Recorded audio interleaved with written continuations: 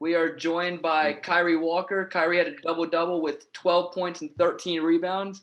Before asking your first question, please state your name and affiliation. Questions for our student athlete. Yeah, Chyree, Mike Neislick from the Roanoke Times. Pretty wild kind of final 10 seconds there. First, just take me through the charge. What'd you see on the play, and did you feel like you knew you had it? It was a no-doubter? I mean, how close was that one?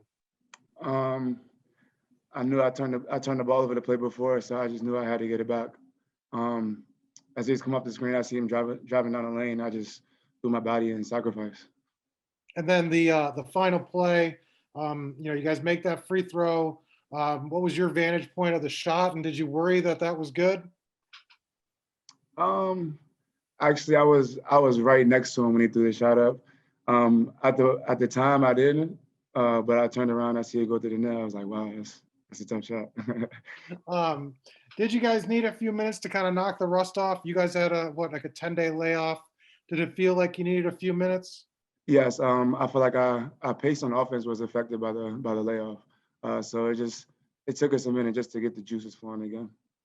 And that second half, what was kind of the difference? You guys were much more efficient offensively.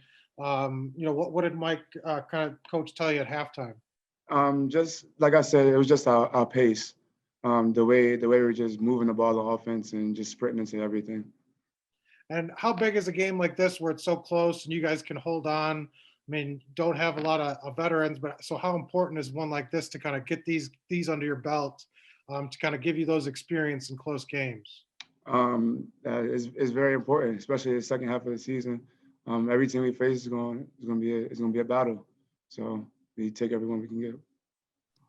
Yeah, well, we were very fortunate to have that win. Obviously, the game hung in the balance there on that referee's call. So, it's one of those deals where, we from the beginning of the game weren't as locked in to what our game plan was, our discipline right off the bat, and gave them confidence from the beginning. Now, at times we got it back and we made, we were a little bit more aggressive defensively, but overall, we'll take, giving up 61 points, but certainly we've got to be better on both sides of the ball.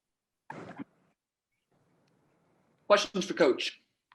Yeah, Coach, that final sequence, I guess start with the shot. I mean, did you have a good vantage point of it? Did you thought it was good? I mean, what was your kind of initial thought when he launches that from just inside half court? Well, when we turned it over, I said to myself, now, this shot's going in, right?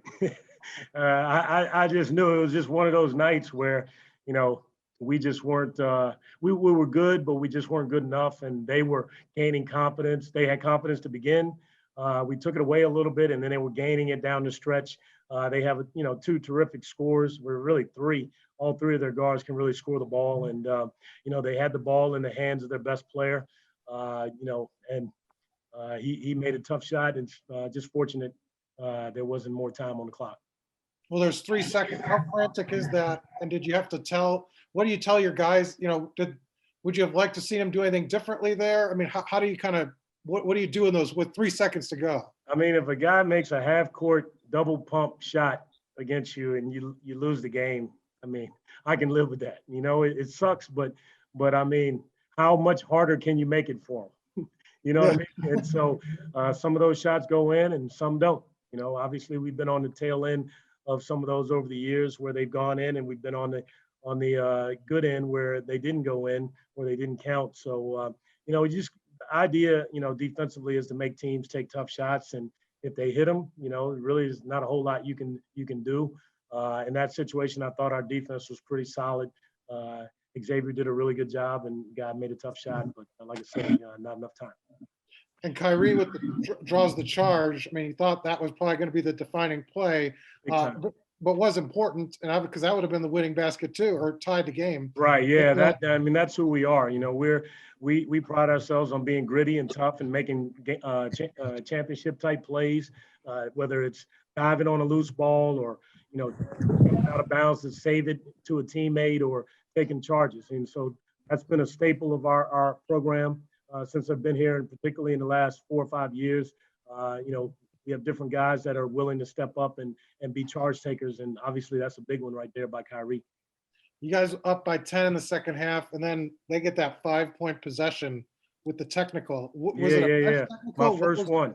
That was on you? What was the explanation? Said I chased him up the sideline. First of all, I'm 55. I don't chase anything.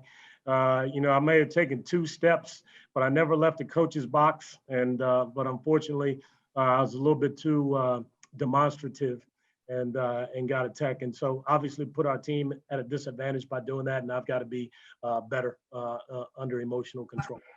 And then at the start, did you feel it was the layoff that kind of affected things for you guys? Because Chyree said pace wasn't great. Yeah, pace was really bad. Certainly, that time off, I thought we were getting to the point where we were getting into a little bit of flow, and then the league decides, because of Upstate situation, we had a game scheduled with Gardner-Webb, so there was no reason for us in our mind to change that game, but everybody's schedule got changed, and that's just kind of the way it is. And so we had time off, but they had time off because they had COVID issues that they were dealing with. So there's no excuse. Both teams had to come in after not playing for an extended period of time, and so I thought that they played pretty good, and I thought our defense was good enough.